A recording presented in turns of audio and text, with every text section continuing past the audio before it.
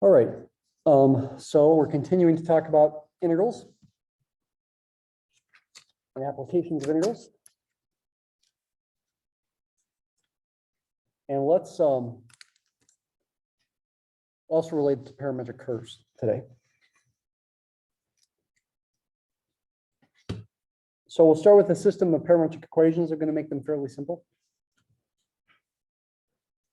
X equals f of t equals t, and y equals g of t equals t squared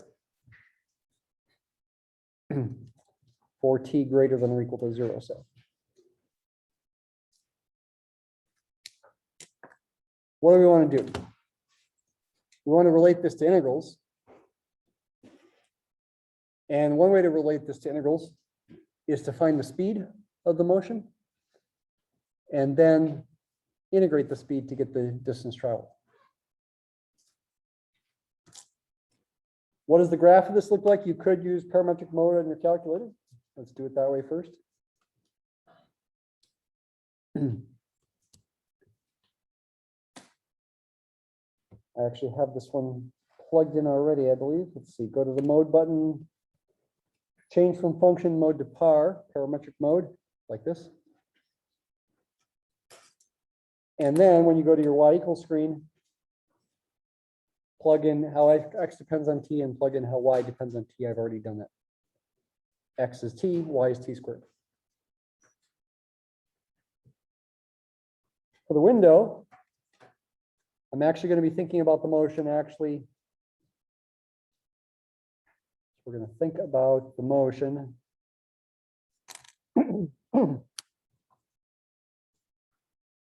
from t equals 0 to t equals 2. Say time being in seconds. And let's make distance be in meters. So make lengths be in meters. Excuse me. So once you've got x and y plugged in, if you go to the window menu, pick a t min of 0 and a t max of 2. What should the x min, x max, and y min and y max be? That's not so clear. Actually, well, it's not too hard to figure out. If t is going between 0 and 2, then x is going to go between 0 and 2. If t is going between 0 and 2, then y is going to go between 0 and 2 squared, 4. Let's go ahead and make the windows the same in both the x and y directions, though. So I'll let both x and y go from 0 to 5. Graph it. I'm about to hit graph. You should watch it. Watch for more than just the path itself. Also watch for how fast the point is moving. Ready? 1, 2, 3, go. Maybe hard to tell, but it goes faster and faster.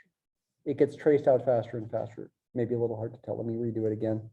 Let me make the t-step even smaller. It might be more clear that way. Let me make this t-step 0.001 instead of 0.01. Then overall it'll go slower, but watch, I'm going to graph it again. It's going to go pretty slow at first. And I think probably noticeably faster by the end. Ready? 1, 2, 3, go. So you hardly even see it. There it is. It's moving pretty slow.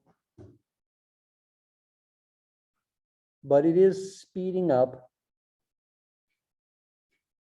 as t continues to increase.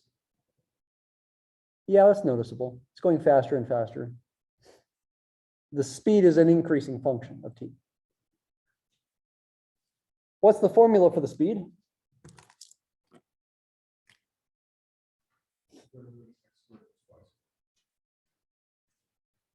Almost.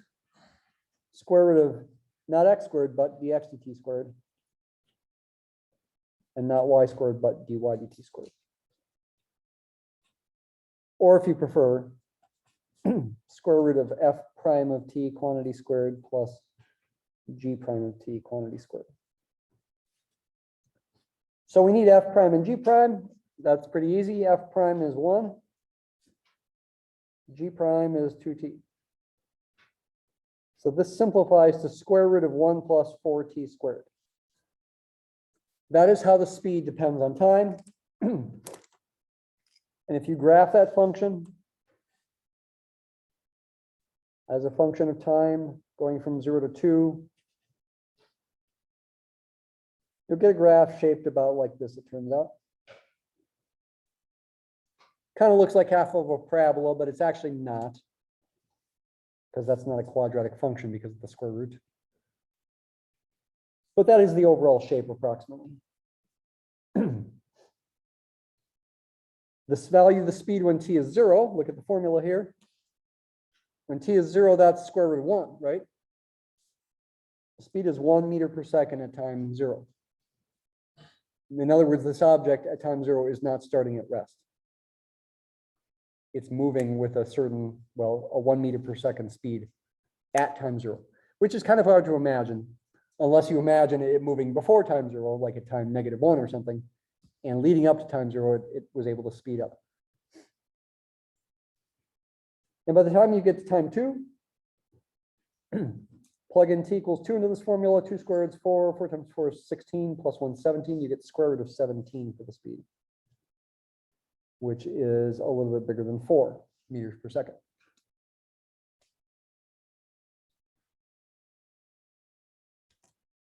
Ultimately, what we're interested in is the distance traveled.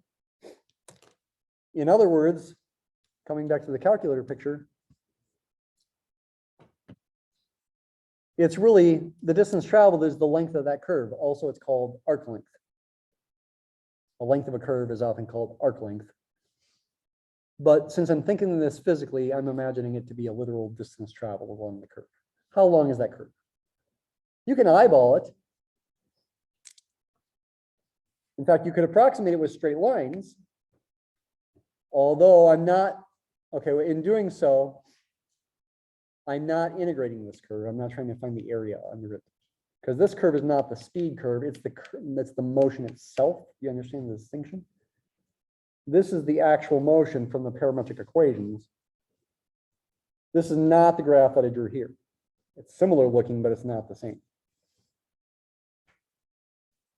You know, that point 0, 0, this point right there is 2, 4. What's the distance between those 2 points? Use the Pythagorean theorem, not with the velocity, the speed, but with just an actual length.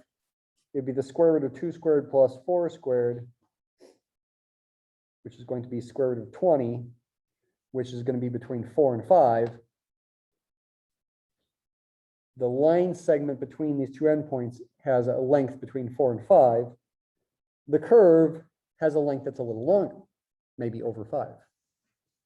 Maybe over 5, maybe not, okay? But it is a little longer. We should expect an answer perhaps in the ballpark of 5 or so for our expected answer, okay? I want to do more than just find the distance traveled from time 0 to time 2, though. I would like to also find the distance traveled as a function. This is really important here, what I'm about to say, but a very challenging thing to understand. The distance traveled, call it dist of t, as a function of t. And if you think about it carefully, that really does make sense. At each moment in time, you've traveled a certain distance from the starting point. And as time moves on, this distance function must grow because you keep moving. You keep moving farther and farther, so the distance keeps getting bigger and bigger. It is going to be the integral of the speed. If I was after a distance from time 0 to time 2, I'd do a definite integral from 0 to 2. But I'm not saying I want till time 2. When I think about this, I'm saying I'm after the distance traveled from time 0 to an arbitrary time t. So instead of a 2 up on the top, I should put a t up on the top. I've made that upper limit of this integral a variable. Is that allowed? Uh-huh. In fact, it's a very important thing to realize you can do.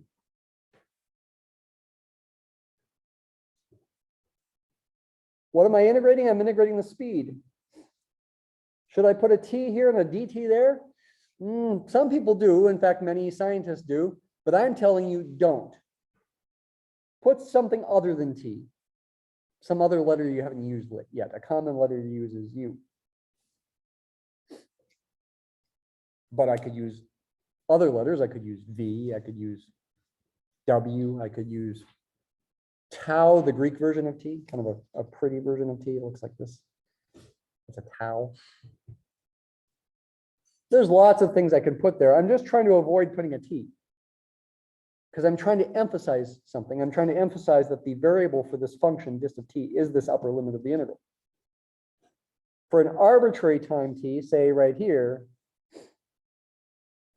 this integral is going to represent the area under the graph from 0 to time T. But I can change T. So this is really a function of T. And if I increase T, if I move this point to the right, the red area gets bigger and bigger. So this function increases. It's an increasing function.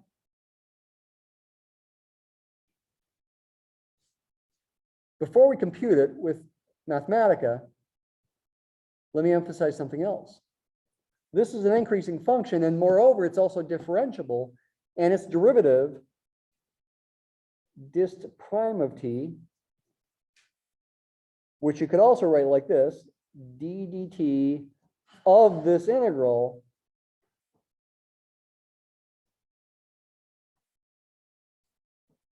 equals the speed. The rate of change of the distance traveled is the speed. What, a time u? No, time t. So even though you see a speed of u there, write speed of t here. What I'm showing you is another part of the fundamental theorem of calculus, actually. There's fundamental theorem of calculus comes in two parts. One part is the part you've been learning about, we've been talking about so far.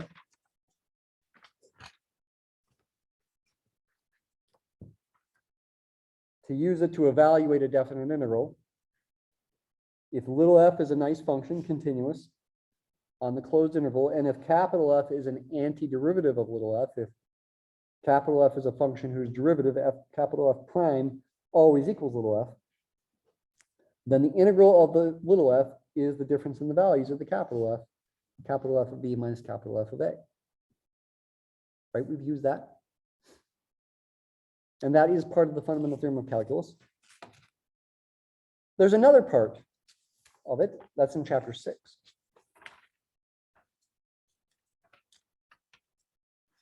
It's actually a part that I haven't had you read yet. Our book calls it the second fundamental theorem of calculus, section 6.4. Actually, some books switch the names around. And what we're about to look at that we're calling the second fundamental theorem of calculus, some other books actually call it the first fundamental theorem of calculus. So it gets confusing. It's this theorem here on page 356. It's actually probably better, more descriptive to call it the construction theorem for antiderivatives. But it is also called fundamental theorem of calculus in our book, the second fundamental theorem of calculus, though in other books, first fundamental theorem of calculus. Once again, if little f is a nice continuous function on an interval, and if a is any number in the interval, then the function capital F defined by this integral with the variable being the upper limit right there. That's the x. That's not an x. That's not an x. T's.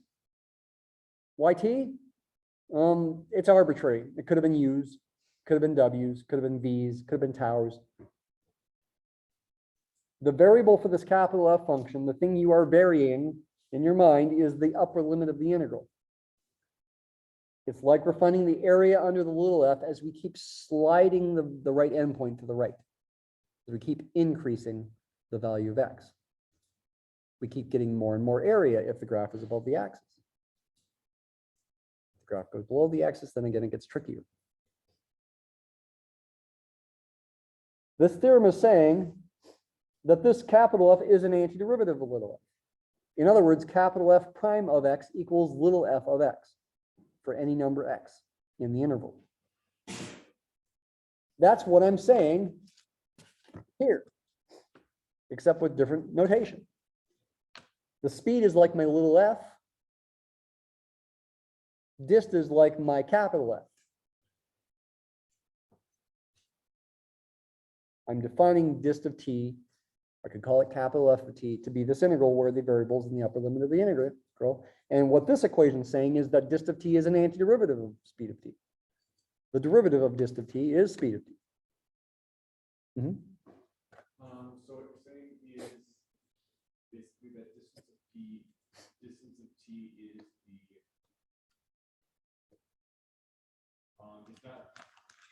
it's equal to the integral of the function itself, the definite integral of the function.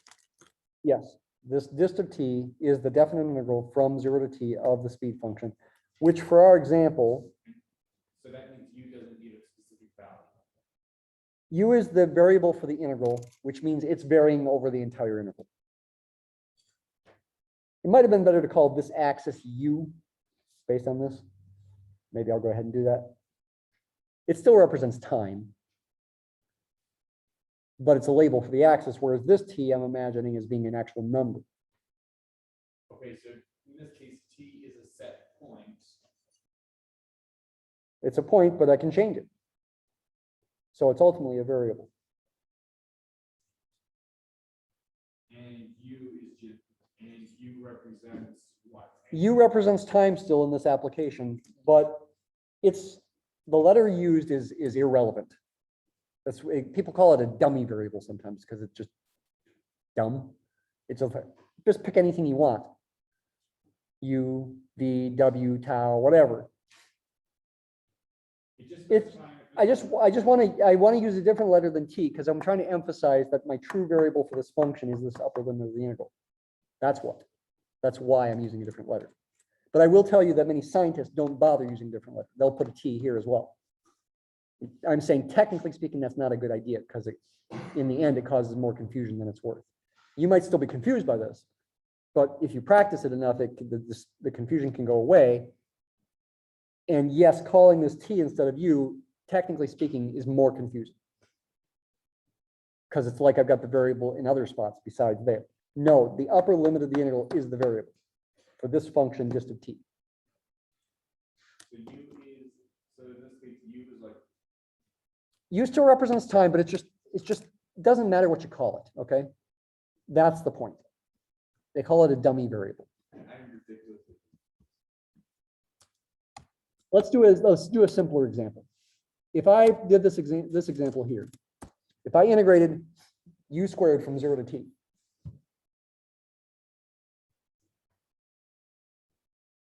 not thinking about any application at all. Okay, u and t are just things, numbers. Pretend t is a fixed number, pretend u is a variable for this integral. Can you do that in your head? Antiderivative is 1/3 u cubed. If I evaluate that from 0 to t, I'll get 1/3 t cubed. T cubed over 3. Without a plus c, this is a definite integral. It really only works to do it from 0 to t. To do anything else, it doesn't work. Well, it works if you do something else. However, it gives you a different antiderivative. T cubed over 3 minus 1/3 in that case. So it's still an antiderivative. The a doesn't matter. It still works with a different lower limit of integration. I still get an antiderivative of, in this case, t squared. And yeah, I'm trying to emphasize it's an antiderivative. T now can be thought of as a variable. I can graph that function of t. What is it for our example? The speed function for our example, if I use the u, is square root of 1 plus 4 u squared. What does this turn out to equal? It's not so clear. Will it equal an elementary function, or will it be something weird like Fresnel? It is an elementary function, but it's hard to predict. I think you can do it. It's that. Ignore this part, the if part. Focus on just this part. And I can expand that to the 1/4 through the parentheses there. The answer is this thing. But wait a minute, what is this? What, arcsinh? Is that a typo? Arcsinh? It's not a typo. This is correct. What is arcsinh? Well, that's just a function you have never heard of before.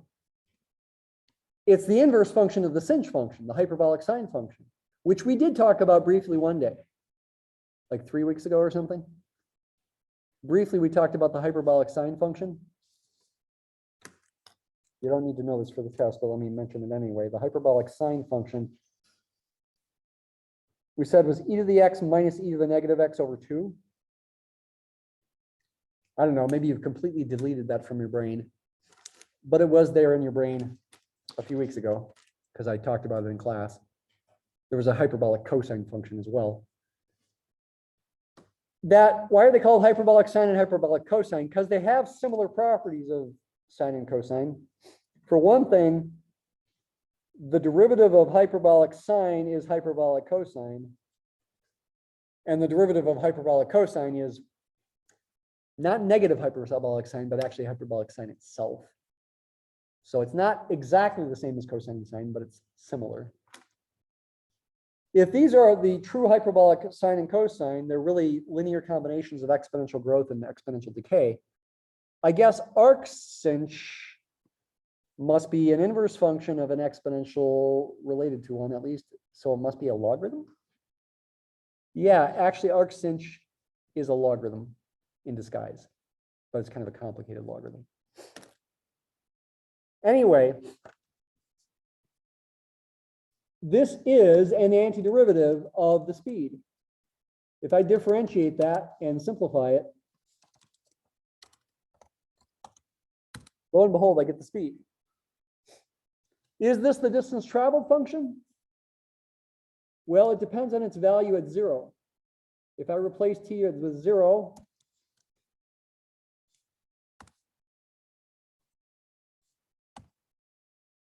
does this all give me 0? It does. So this is actually the invert. This is actually the distance traveled function for this example. In Calc 2, we'll learn how to find this formula. Although we will write it without an arcsinh. Instead, we'll write it with a logarithm. But it's kind of a complicated calculation. But you should, if I wrote it in terms of logarithms, you should be able to differentiate it and confirm with after simplification that it gives you the speed. In theory, you should be able to do that, though in practice, it might be a tricky calculation. More important than the actual formula is the graphs of these things. So the speed, again, is square root of 1 plus 4t squared, and this distance traveled function is this thing. And I can plot these in the same set of axes. We go from 0 to 2. Let's make the speed function be red and the distance function be blue. Okay, there they are. That red graph's the same as the graph that I drew in my paper. Same as this green graph here is the red graph. Notice it's starting off at 1 when t is 0. And when t is 2, it's up here a little higher than 4, which is square root of 17 is a little higher than 4. That red graph is the speed.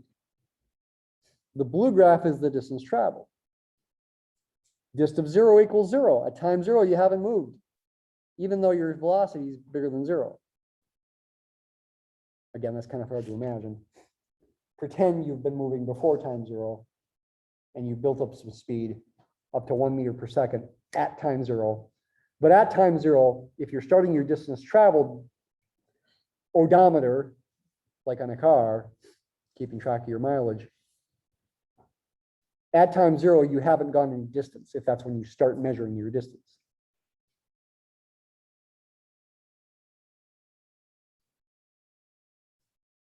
The red graph is the derivative of the blue graph. The red graph's values are telling you the slope of the blue graph. At time 0, the red graph has a value of 1. So the slope of this blue graph at time 1 is 1. If you draw a tangent line here, watch my cursor here, tangent line at this point, follow it straight there, it does look like the slope is 1. Rise over run, 1 divided by 1. Slope of 1. But the blue graph is concave up. That's reflected by the fact that the red graph's increasing. The slope of the blue graph keeps getting bigger and bigger, corresponding to the fact that the value of the red graph keeps getting bigger and bigger. Red graph's definitely not a parabola. In fact, it looks pretty straight over here. That's telling you your speed after a certain point is getting to the point where it's almost like a constant acceleration. That's kind of a subtle point. Areas under the red graph give you values of the blue graph, like the area. Think with me here. Imagine thinking about the area under the red graph, t going between 0 and 0.5. It would be an area of a shape like this. See my cursor? Is that big enough? Almost like a trapezoid, in fact. A trapezoid with base 0.5, height over here equal to 1, and height over here equal to, well, it would be speed of 0.5. About 1.4 square root of 2. The area of a trapezoid is the base times the average of the heights. The base, again, is 0.5. Average of the heights would be 1 plus 1.4, 1421 divided by 2. This product should be the approximate area under the red graph from time 0 to time 0.5. What is it? 0.6. That should be the approximate value of the blue graph at 0.5. Go to the blue graph at 0.5. Yeah, that's close to 0.6. This constant back and forth you got to be thinking about with these graphs. Super important that you take the time to do so. This is the core of calculus right here. The core insights that Newton and Leibniz had to develop the theory of calculus. Though, to tell you the truth, they didn't completely develop it and they made some mistakes. They lived in the late 1600s. Those mistakes didn't get fully fixed until the 1800s. 150, 170, 80 years ago.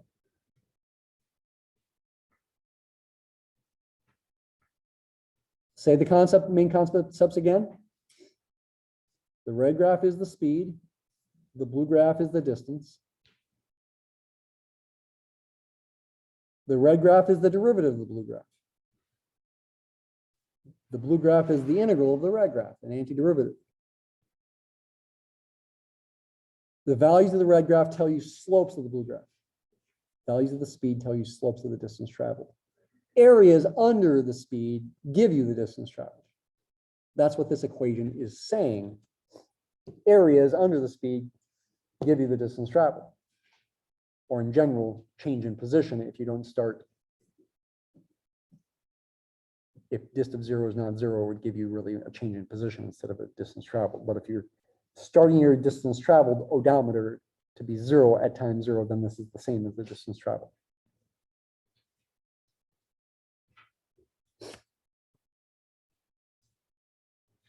This is not easy, okay? Newton and Leibniz were geniuses, way smarter than me. They struggled with this to define these ideas. And again, they didn't even get it completely right.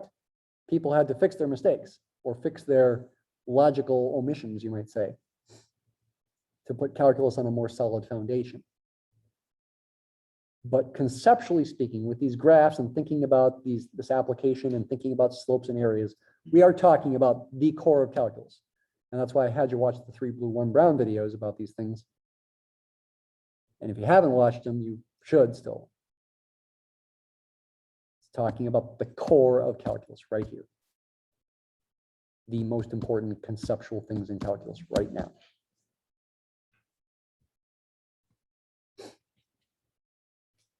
As far as what is distance traveled up to time 2, you just got to plug in t equals 2. Since I've defined distance, I could do this. This will give it an exact form involving arcsinh. So if I want an approximation, I can do that. About 4.65. What did I guess for the answer with the calculator before? Remember, with this graph, I guessed the distance, well, the length of this line segment, that was the square root of 20 between 4 and 5. Let's go ahead and compute square root of 20. About 4.47. But that graph is not the straight line, it's curved, so it's a little longer than 4.47. In fact, it's about 4.65.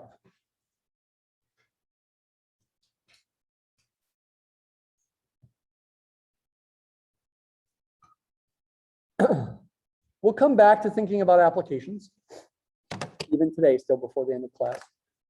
But before we do so, let's talk about more properties of integrals. These properties are in section 5.4.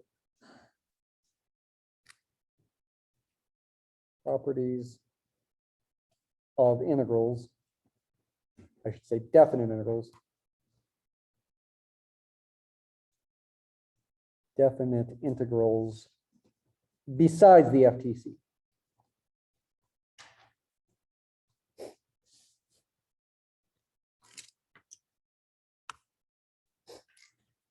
One fundamental property is linearity. Linearity properties can be written in a number of ways and a number of different equations. You could write, for example, that the integral from a to b of f of x plus g of x, the integral of a sum, is the sum of the integrals. It's the integral from a to b of f plus the integral from a to b of g. That's very similar to a property of derivatives. The fact that the derivative of f of x plus g of x, the derivative of a sum, is f prime plus g prime, the sum of the derivatives. The integral of a sum is the sum of the integrals. You could also write that with a minus sign instead. You could write f of x minus g of x. The integral of a difference is the difference of the integrals.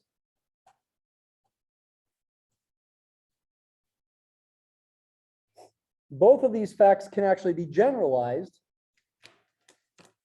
Well, along with another fact, okay.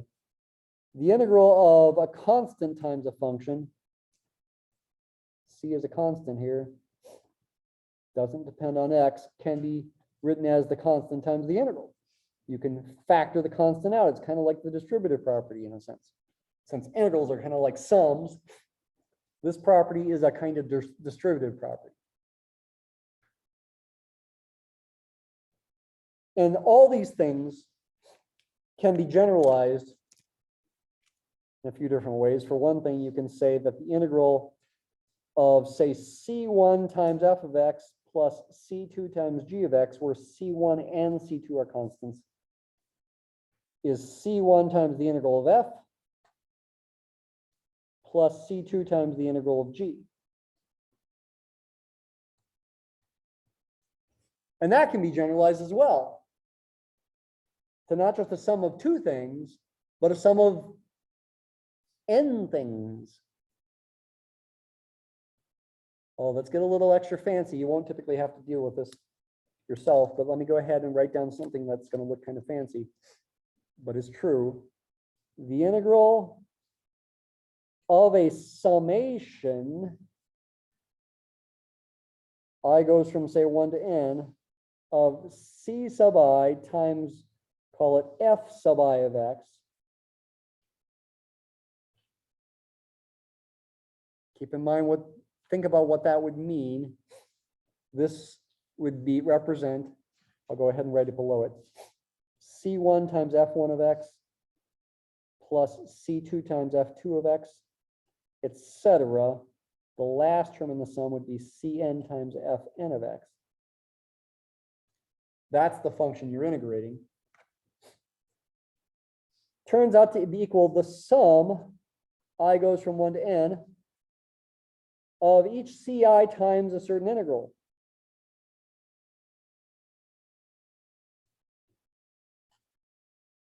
So it's kind of like I've not only factored the C's out, I've also factored the summation out. What does this represent? It rarely represents C1 times the integral of F1 of X plus C2 times the integral of F2 of X, etc. The last term in the sum would be Cn times the integral of Fn of X. Now, I'm not going to put this kind of thing on the test with summation symbols, but you can understand this if you take the time to think carefully about the summation meaning. So all these properties are examples of linearity properties. And they're in fact not only true for definite integrals, they're true for derivatives. Derivative of a sum is the sum of the derivatives. Derivative of difference is the difference of the derivatives. Derivative of C times F of X is C times F prime of X. These have analogs with derivatives. And it's very important that these are true. If linearity wasn't true for both derivatives and integrals, calculus would actually be a lot harder. Especially applying the calculus would be a lot harder. Very nice that these are true. And by the way, you can make graphical sense, at least of the simpler ones, like say the first one.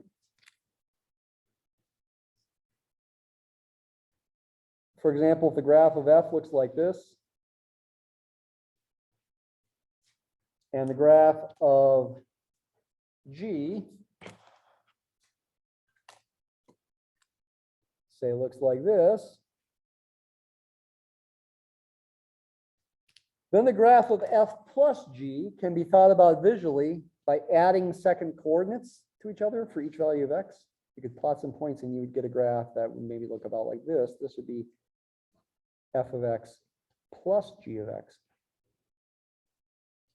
And what this property right here is saying is that the area under the green graph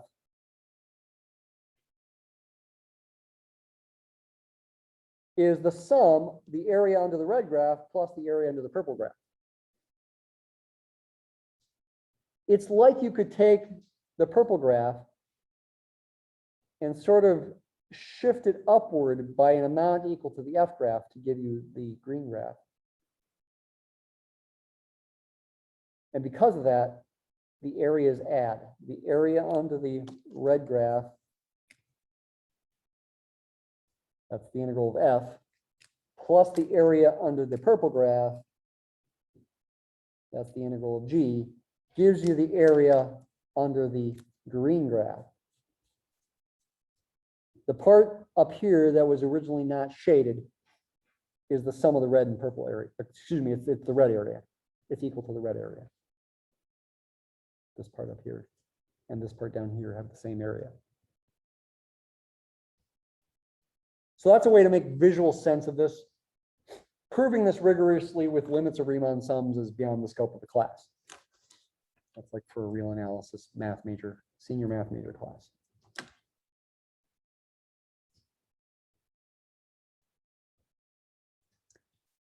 That's not the only property. I only did number one there. What's number two?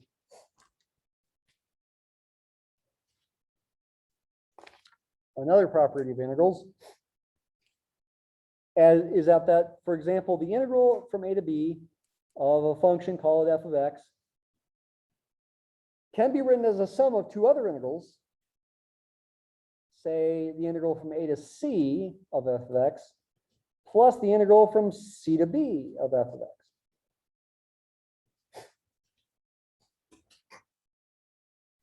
And this makes good visual sense if f is above the axis, its graph, and if c is between a and b. So now just one function. Let's say a is right there and b is right here. And let's say c is right here. C is any number between a and b. What this is saying is to find the total area under the purple graph, add up this green area and this red area. That's what this property is saying, because this integral represents the green area and this integral represents the red area. Add the two together, you get the area under the entire graph. from A to B. So that's a pretty natural thing too when you think about it visually. These things are true still, however, even if the graph goes below the axis. These things are true as well, if that happens. It still works. It works no matter what. And this one actually works even if C is not between A and B. But wait a minute. How would that make any sense? Like if C is over here, less than A and B, how would you even make sense of what that integral is? Doesn't the top number have to be bigger than the bottom number? The answer is no, it doesn't. You can actually define an integral where the top number is smaller than the bottom number. How? Well, it's essentially a definition. It's nothing magical. If, for example, okay, as usual, A is less than B. Let's assume A is less than B. We can still define the integral of f not just from A to B, but also from B to A. Where here, the bottom number is bigger than the top number. The top number is smaller than the bottom. How do you do this? Just define it to be the opposite of the integral from A to B. That's all.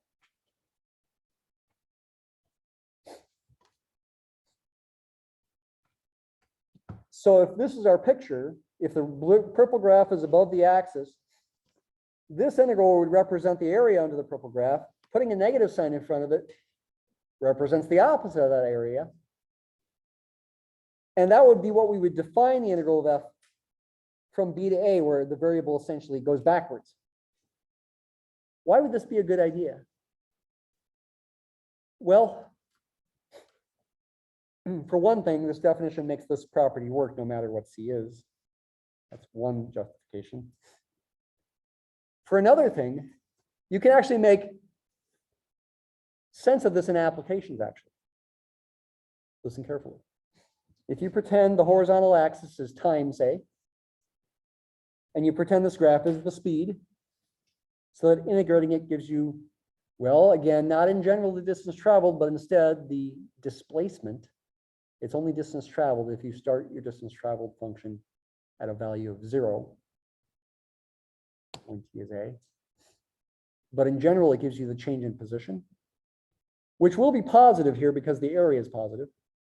So if the positive direction is to the right, that means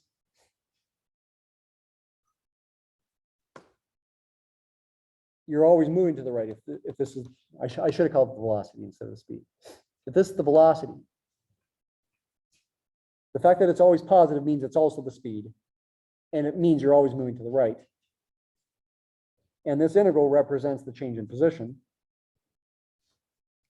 Its opposite represents the opposite of the change in position, the negative of the change in position. So what I'm trying to get at here, use your imagination. Pretend you're videotaping your friend walking. And your friend, as you videotape them, is always moving to the right. So their change in position is positive. If you then look at that video and run it in reverse, rewind, as we used to say, then your change in position is negative when time runs backwards. And that's what this would be saying. The change in position when time runs backwards is the opposite of the change in position when time runs forwards. I'm serious. I'm completely serious. That's one way to interpret why we do this. A couple other properties to know.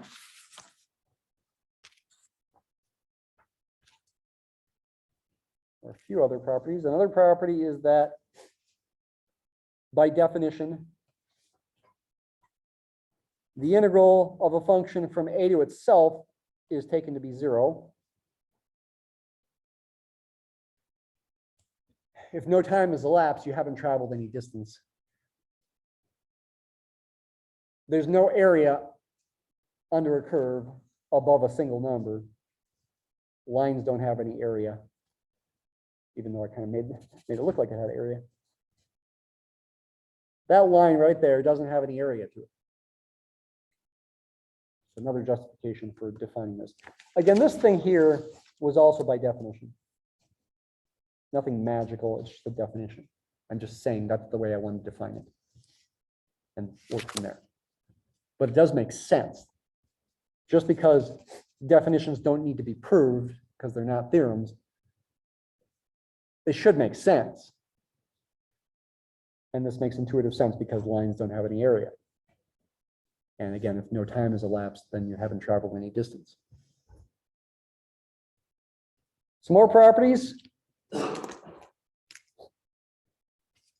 I'll have a 4a and a 4b. 4a says if f of x is an even function,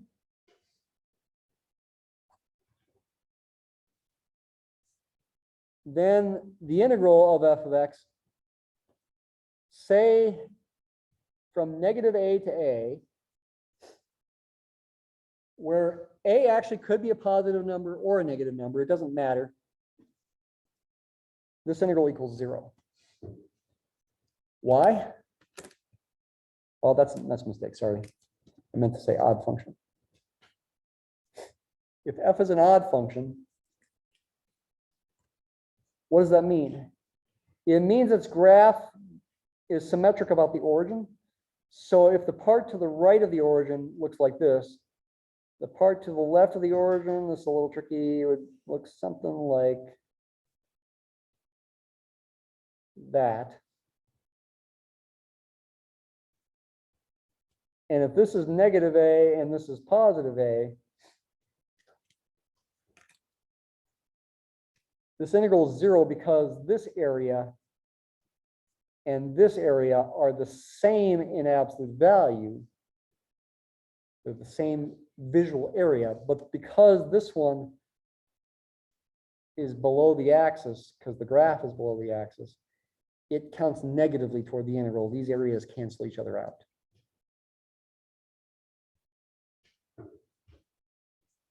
And that's why this integral is 0. Part B is what does happen if f of x is an even function in the same situation.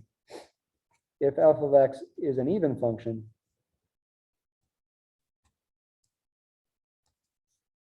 then the integral still from negative a to a of f of x is not 0 unless f of x itself is 0 or unless positive and negative areas cancel out. In general, it's 2 times the integral from 0 to a. Why is that? These things are theorems, by the way. They do need proof. They're not definitions. The graph of an even function has symmetry about the vertical axis. So if the graph of my even function, say, looks like this, from 0 to a,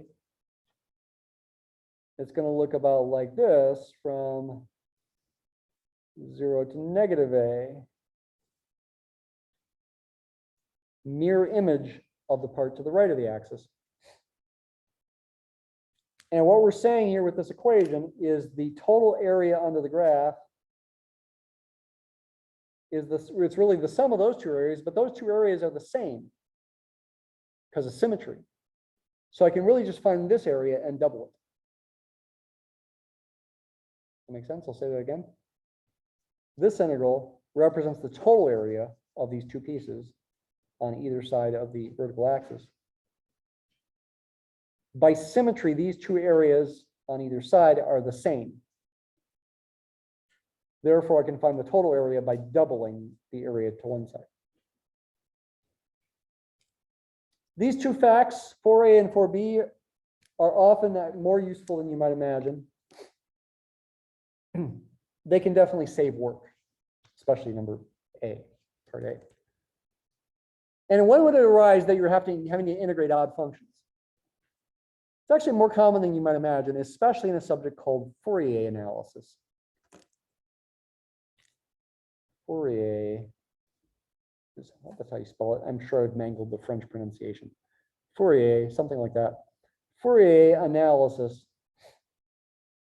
is a situation where you encounter having to integrate a lot of even and or odd functions over intervals like this, and therefore these properties are very handy. They save a lot of work, especially if you have to do it by hand. The last property I'll mention today here is a property related to inequalities.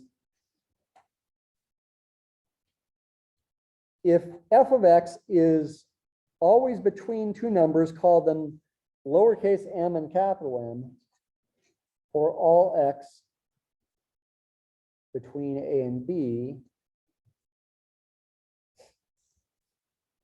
then you can say the integral of f, leave some space, from a to b, is between two particular numbers.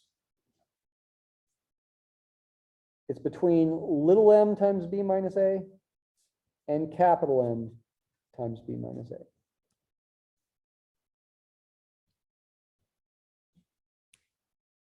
This Fourier analysis referred back to the previous properties.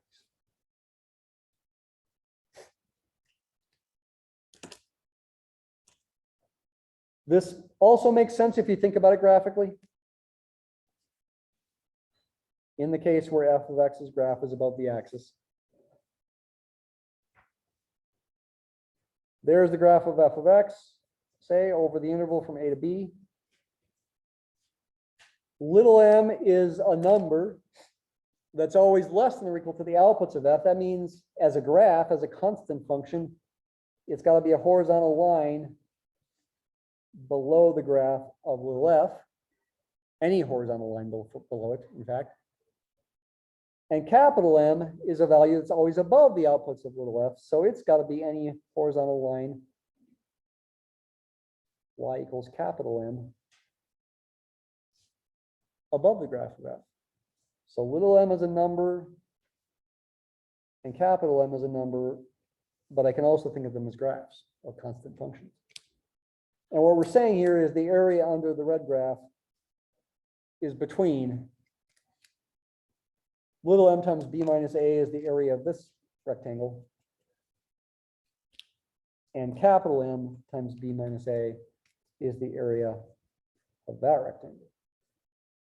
The area under f, the red graph, has got to be between the green area and the purple area. I guess I made it black area.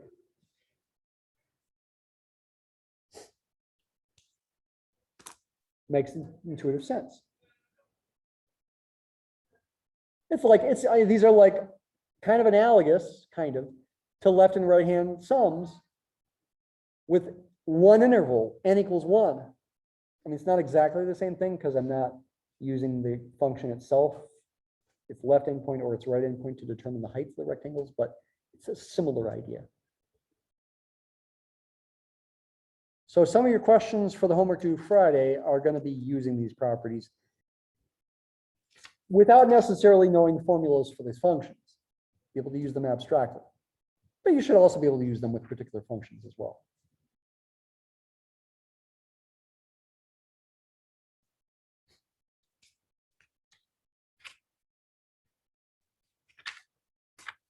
Those are prominent properties of integrals besides the fundamental theorem of calculus. Take a breath. Let's do a little more today to continue emphasizing the fundamental theorem of calculus, especially in this new form that we just talked about earlier today.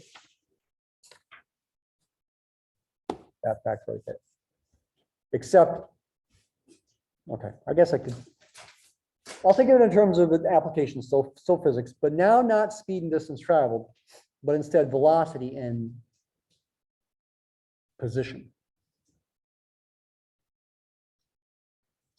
And let's also think about it geometrically in such a way that we can find areas as well without calculus.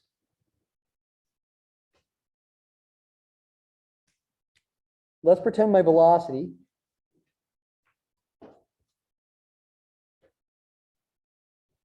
call it v of t, is a linear function of t.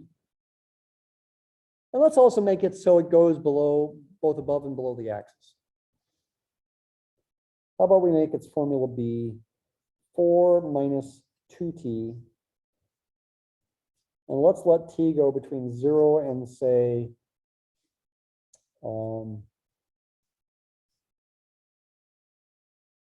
5.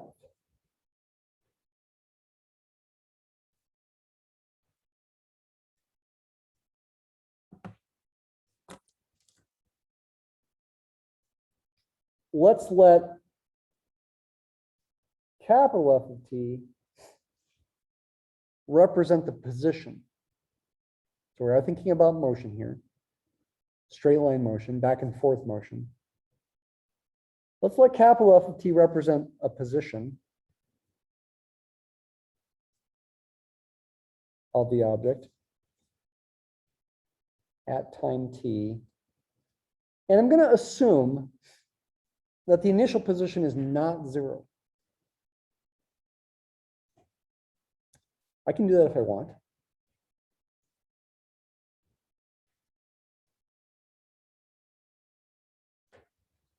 Let's assume capital F of 0 is something other than 0, like 3.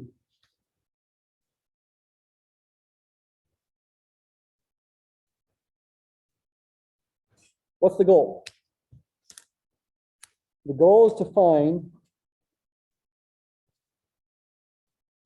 the formula for capital F of t.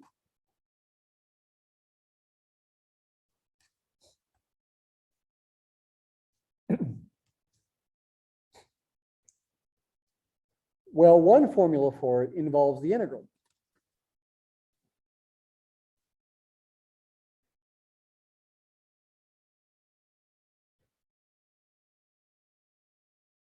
That's a little tricky. Let's try to find it purely thinking in terms of areas, though.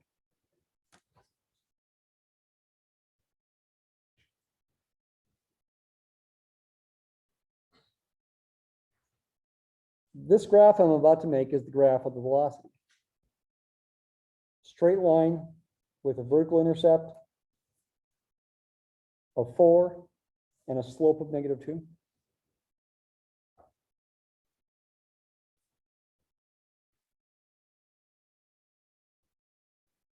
At time 5, plug in t equals 5, the velocity would be 4 minus 10 is -6.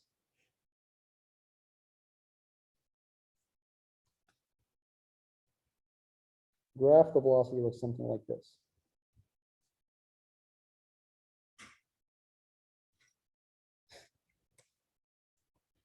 Positive at first. So if it's left-right motion and rightward is positive, you're moving to the right at first.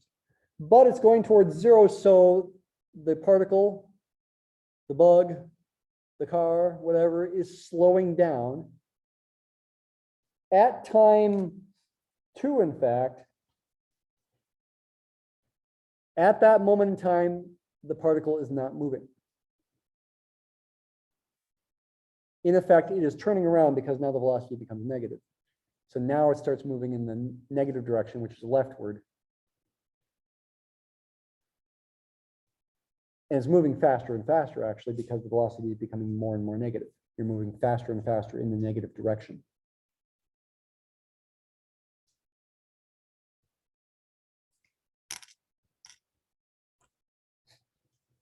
The integral of the velocity over any interval gives you the change in position over that interval. So to find the actual position, assuming f of 0 is 3, I have to do a little trick. Capital F of t is not going to be the integral of the velocity. It's going to be 3 plus the integral of the velocity. Starting at time 0 and going up to time t. What letter should I use for the variable of the velocity? It doesn't matter. Just don't use a letter you've already used. Don't use a T, don't use a V, don't use an F. Hey, how about a U? The letter I'm using there, the dummy variable for this integral, the one I choose is irrelevant. I don't care what I call it as long as it's not T or V or F. I could call it treble clef if I wanted to, and integrate v of treble clef d treble clef. Okay, it's just a symbol. What does the symbol represent? I guess you could say it represents time. But wait a minute, doesn't t represent time? Yeah, they both represent time. When I think about this integral for a fixed value t, then for a fixed value time, then t is that fixed value time, and u varies between 0 and that fixed value time. U is the variable for the integral itself. But in the end, after I've done the integral, then t becomes the variable. Whether something's a constant or a variable is all in your head. It's all in how you're thinking about it, and how you think about it makes all the difference in the world for ultimately not being confused, even though you feel confused right now. I'm so serious, okay? And this happens all the time when you're reading science textbooks. You see this kind of stuff and you're like, wait a minute, why are they using a t there and a u there and a delta t there and a blah? It's confusing because the book doesn't have the time to give you the kind of things I'm trying to say here, the kind of insights I'm trying to give you. What I'm saying is the exact way that's best to think about it, but it's confusing because it's hard, okay? You've just got to get in the right frame of mind. Now, again, I could do this integral using the fundamental theorem of calculus, but because I made the graph a straight line, I'm going to do it instead by thinking about geometry, thinking about areas. I'm thinking about cases. This is really important. Okay, so case one, let's say the t is between 0 and 2. So in case one, t might be right there.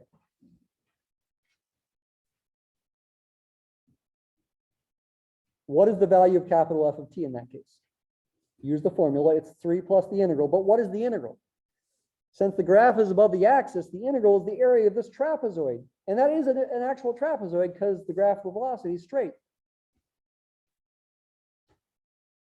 Sorry, I didn't make it bigger. What's the base of the trapezoid? Base is, well, t minus 0, t. What's this height? That height is 4. What's this height? That height is the velocity at time t. Because the green graph is the velocity at time t. It's 4 minus 2t. And remember I said half an hour ago or something, the area of a trapezoid is the base times the average of the heights. The integral is the base, t, times the average of the heights. What's the average of these two quantities, the 4 and the 4 minus 2t? Well, just add them up and divide by 2. That's their average.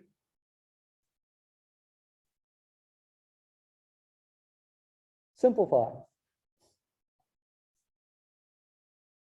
The 2 does cancel.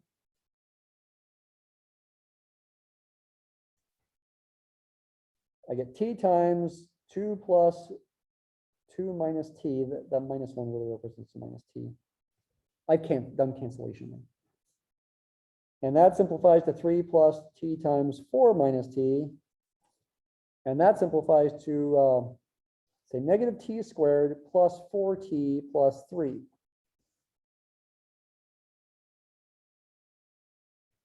Hey, what's capital F prime? Negative 2t plus 4. Where have I seen that before? It's that. It's the velocity. Negative 2t plus 4 is the same as 4 minus 2t. Hey, cool. That verified that second fundamental theorem of calculus, right? Well, does the 3 matter? The 3 doesn't affect the derivative of this function. If I got rid of this 3, it would still have the same derivative. But because I had the 3, it makes it so that f of 0 is 3. The initial position is 3, which I can decide if I want. How you decide what the initial position is up to you. Usually you take the initial position to be 0, but you don't have to. It all is on where you decide to put your axis. Where do you decide to put the origin? At the starting location or some other location? It would depend on the application. Hang with me here, don't put things away. One more thing to do. That's case 1. What about case 2? What is case 2? Instead of t between 0 and 2, how about t between 2 and 5? Like that.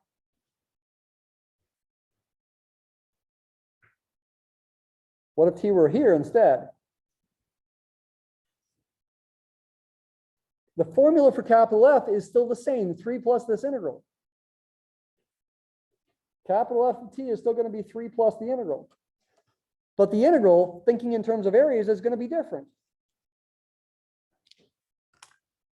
It's the area of this triangle minus the area of this triangle, right? Because that's where the graph is below the axis. The area of the first triangle is 1/2 base times height, 1/2 times 2 times 4, 1/2 times 2 times 4. 4.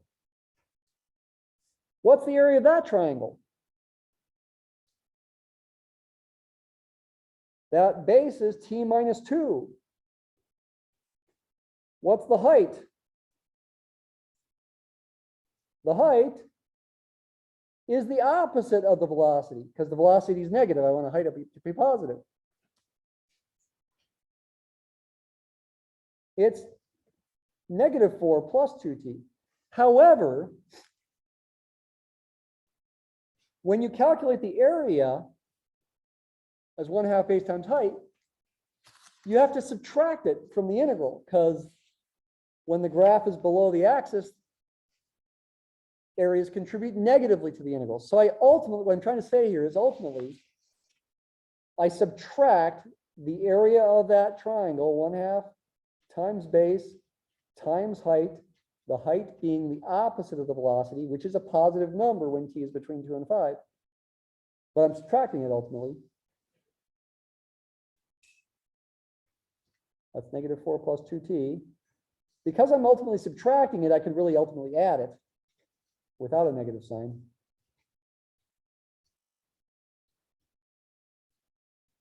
I could really write this. Almost done. Distribute that 1/2 through here, say, I get 7 plus t minus 2 times 2 minus t. FOIL that out, you get 7 plus 2t minus t squared minus 4 plus 2t. Simplify, you get t squared plus 4, negative t squared plus 4t plus 7 minus 4 is 3. Hey, where have I seen that before? It's right there. It's the same answer with the same derivative. What? How'd that happen? It's magic. No, it's not magic. It's completely consistent with the definition of integrals and interpreting them in terms of areas. I had to get the same thing. I had to get a function whose derivative is still the velocity. Have a good day. Come back.